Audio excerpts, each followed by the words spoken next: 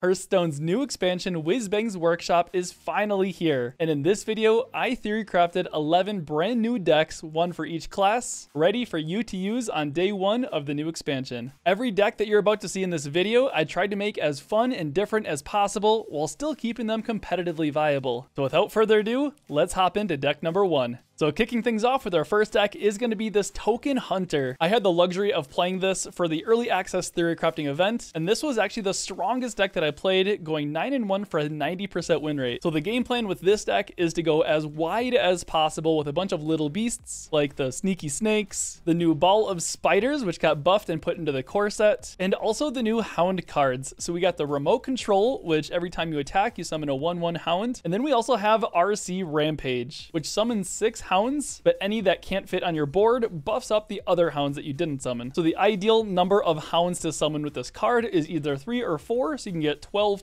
total stats. And then when we have a full board of all these small beasts, we can take advantage of them with the new Painted Canvasar, so we can give them all a random bonus effect like Poison or Wind Fury, or we can take advantage of the new location Jungle Gym, which does a damage to a random enemy for every beast we control, as well as a Saddle Up to give all of our little beasts a death rattle to summon a beast that costs 3 or less when they die, and even the new Hemet Foam Marksman. So every time one of our little beasts die, we get a random beast from the past that costs 2 less. So not only can we be really aggressive with this deck, just chipping our opponent down with all these little small beasts turn after turn, we can generate a ton of value with this deck as well. And just to help polish off our opponents, we are using a couple of kill commands which got added to the core set, as well as Barak Kodobane, which can help find them, and we're also running the Agrimar Titan for the big weapon as well. But yeah, this deck felt really strong right out of the gate, so watch out for this one. All right, so this next deck is going to be a warrior one with Big Mech Warrior. So this deck is all pretty much built around Inventor Boom, which is a new 8-mana legendary that gets to resummon 2 mechs that died that cost 5 or more. And the only mechs that we have in our deck that cost 5 or more are going to be the new Testing Dummies and Ziliax. So we're guaranteed to resurrect them with Inventor Boom. As far as the Ziliax, we want to be building it with the perfect module so it can have Rush, so we can draw it with the Town Crier, as well as the one that gets discounted for every minion in play, so we can pair it alongside like a Trial by Fire. And the reason why Testing Dummy works so well with Inventor Boom and with this deck is because we can combine it with another new card, the Boom Wrench, which is a 4-mana weapon that when it breaks, you get to trigger the death rattle of a random friendly mech, which in this case is going to be the Testing Dummy, guaranteed. And one really cool combo that we can do is because we get a 1/1 mini Boom Wrench after we play it, we can hold on to the first weapon and then play our Testing Dummy and then override that weapon with the little 1/1 weapon, which instantly triggers the death rattle of the mech, dealing 8 damage. And then we swing with the 1/1 weapon, breaking that one, so it does another 8 damage. So we can do 16 damage with this death rattle in a single turn. And not only that, but then they have to kill the taunt, which does another 8 damage to them. So we can get just a ton of damage out of these Testing Dummies. And to help fill out the deck, we are going to be using a Rift package to help fight for tempo, as well as draw some minions like those Testing Dummies. Yeah, this deck has a lot of really cool synergy going for it, and we don't need a lot of mechs, just a couple of big ones for this deck.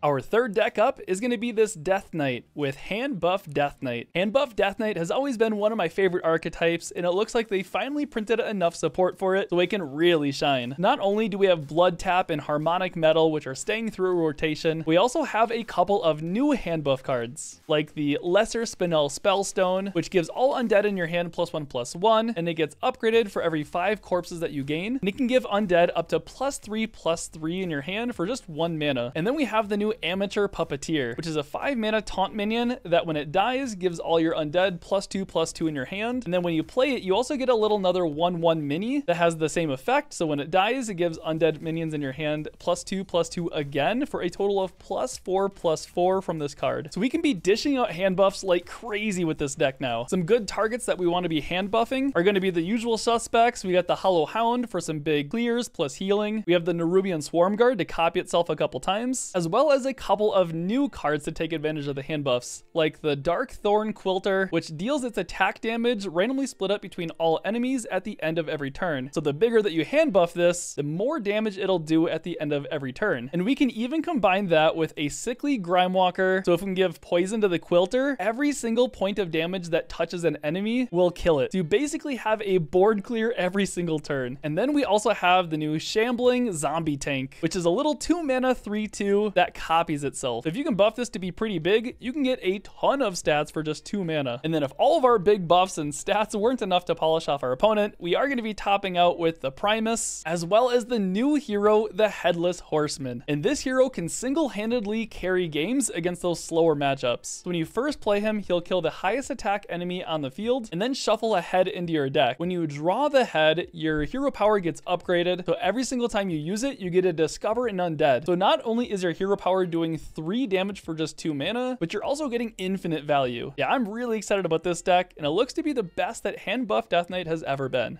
Our next deck up is going to be Mage with this no minion mage. So Mage has always had a lot of spells, but now it has reason to go all spells. We got a couple of new cards from this expansion, like the Spot the Difference, where if you have no minions in your deck, you get to discover 2 3-cost minions and summon them. So that can end up being a ton of stats for just 4 mana. And then we also have another new card, the Manufacturing Error, where you get to draw 3 cards and discount them each by 3. So it's kind of like a Skull of Gul'dan, if you guys remember that card. We can take advantage of that 3 mana discount to cast them huge spells. So we can cast a 7 mana Sunset Volley, or like a 4 mana Elemental Inspiration. And we also have a couple of other new big spells. We have the Yogg in the box, which gets to cast 5 random spells that cost 5 or more. And then we also have the Galactic Projection Orb, which gets to replay 1 spell of every mana cost that you've played this game. So it'll cast a 10 mana cost spell, which is our Sunset Volley. It'll cast an 8 mana spell, which is a Yogg in the box, a 7 mana spell, which is an Elemental Inspiration, and so forth. So once we can start casting some of our big spells, this deck is going to have some insane swing turns,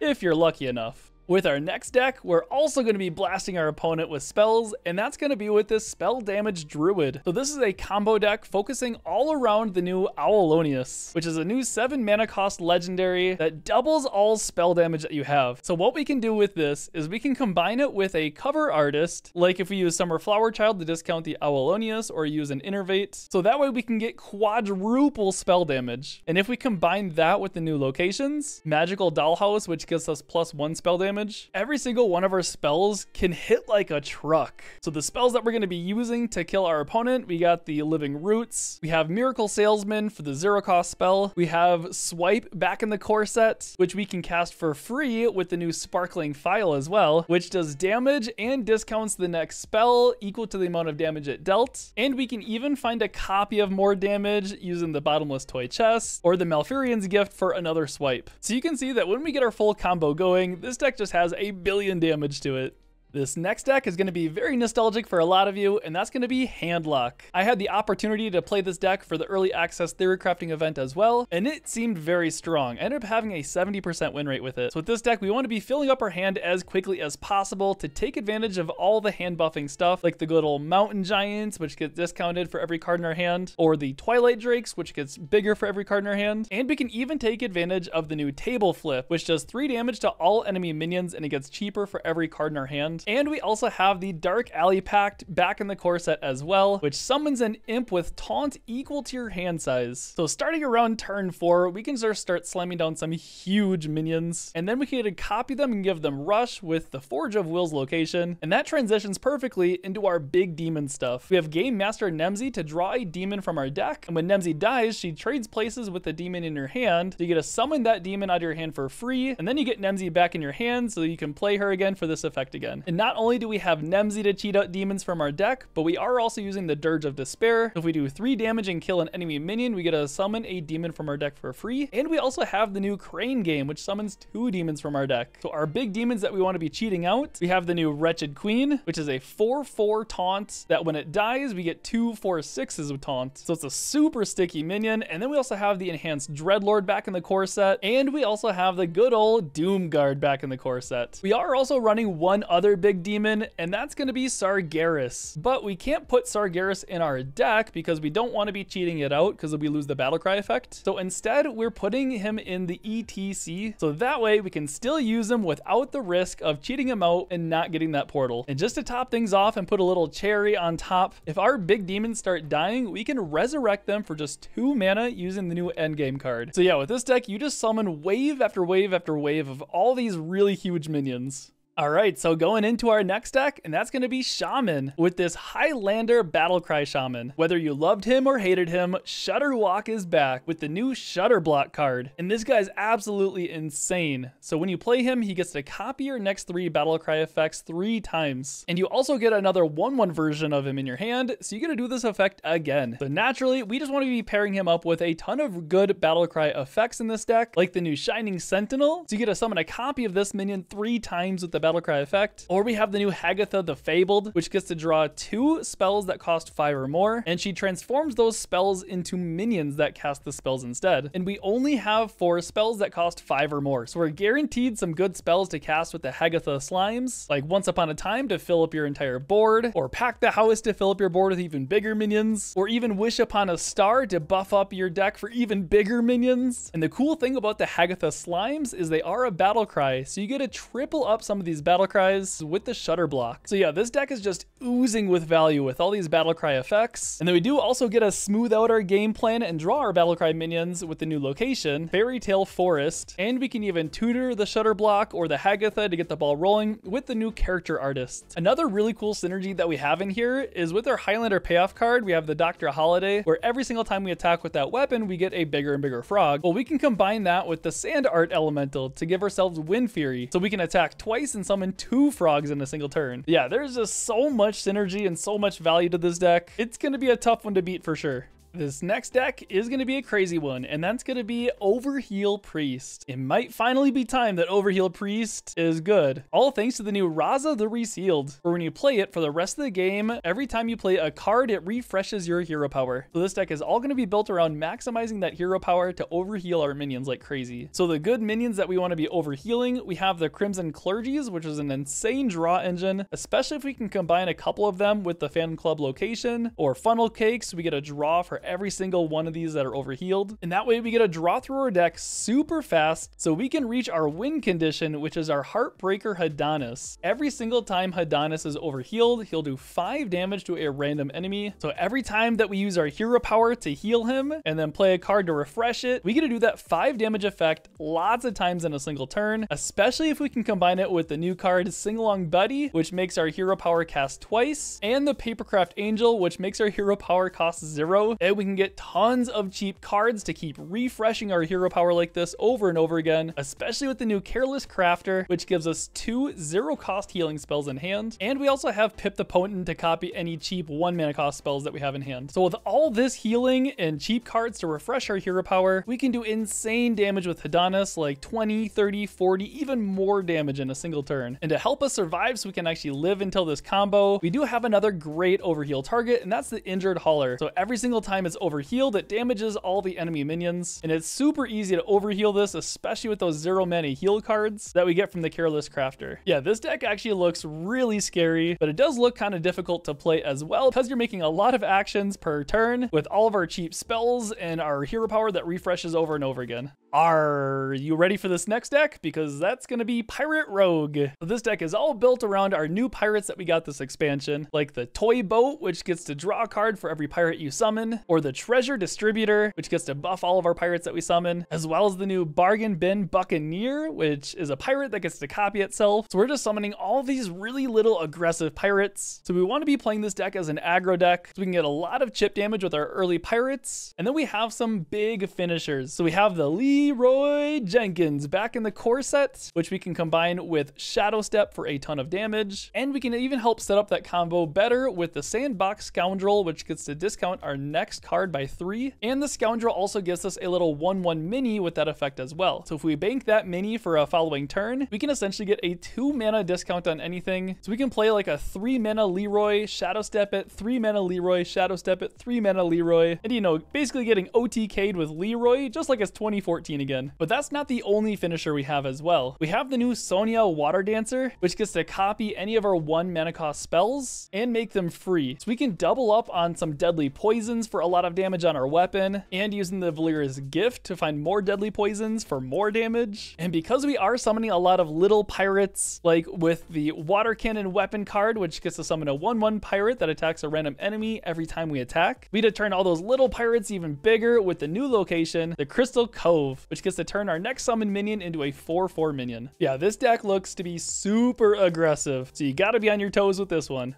All right, heading into our next deck, that's going to be Highlander Paladin. Paladin didn't really get any clear synergies this expansion, but they did still get a lot of really good cards. So naturally, we can put them all into a Highlander deck. So the big payoff for Highlander Paladin is going to be the Spirit of the Badlands, where when you play it, you get a permanent Mirage in your hand, which transforms into random minions from your deck every single turn. And we get to take advantage of this with a lot of new cards for this to transform into. Like we have a new Nomelia Safe Pilot in the deck, which is a great board clear, especially if we can hand buff it with the new Painter's Virtue, which is a lifesteal weapon that every single time you attack gives all minions in your hand +1/+1. So you can give minions in your hand up to +3/+3 with this card. And then we also have the new Toy Captain Tarim, which is a big taunt that gets to set another minion stats equal to this. So if you make Tarim big with hand buffs, you can buff up like a little silver hand recruit into another big minion. And another cool thing about this card is you get a little 1/1 mini copy of it. So you get to use this little 1/1 mini to shrink an opponent's minion down to 1/1. And we are also running an Excavate package in here as well too, because the Spirit can turn into those Excavate cards. We can help Excavate faster so we can get our reward. And that Excavate reward buffs all of our minions to help close out games. Other than that, we're just going to be doing what Paladin does best and playing good minions on curve. So we have the new Tar Slime, which is a great 1-drop, very sticky and annoying to deal with. So we have a minion to start buffing. We have the new Plucky Paintfin, which is a poisonous Murloc that gets to draw a rush minion, which can be either Nomelia or the new Ziliax, or also the new Tigress Plushie. And then we also have the Trinket Artist, which gets to draw a Divine Shield and an aura. And the auras are, we got the Deputization aura, as well as the new Crafter's aura, which gets to summon a big minion every single turn, which ends up being a ton of value. In addition to all the infinite value we're getting from the Spirit of the Badlands, as well as the tempo that we get just by playing Paladin, our foot just never lets up the gas with this deck.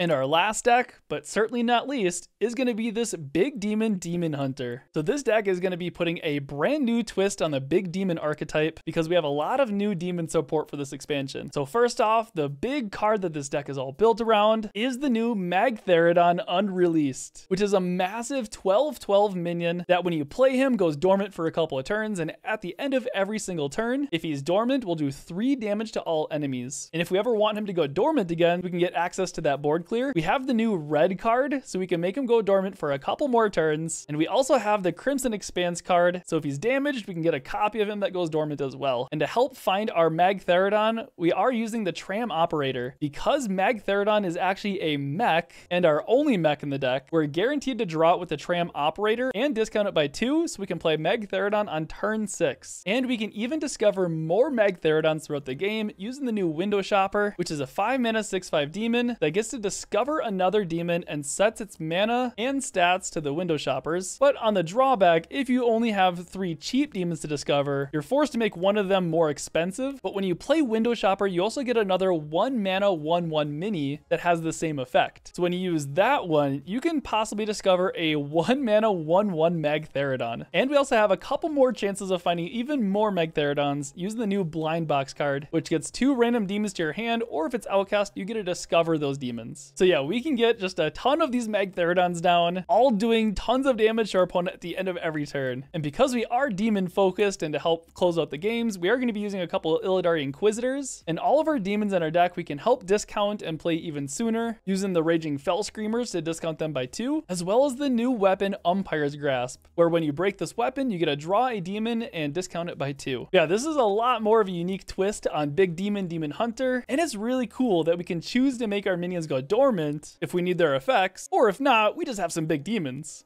Well, that about wraps up all 11 decks that I have 3D-crafted ready for you to use on day 1 of the new expansion. And every deck that you saw in this video was handcrafted by me. So if you liked any of the decks or found them helpful, let me know by leaving a like down below. And now let me know down below in the comments, what was your favorite deck, or which one are you looking forward to playing the most for the new expansion? Thanks for watching, and I'll see you in Whizbangs Workshop.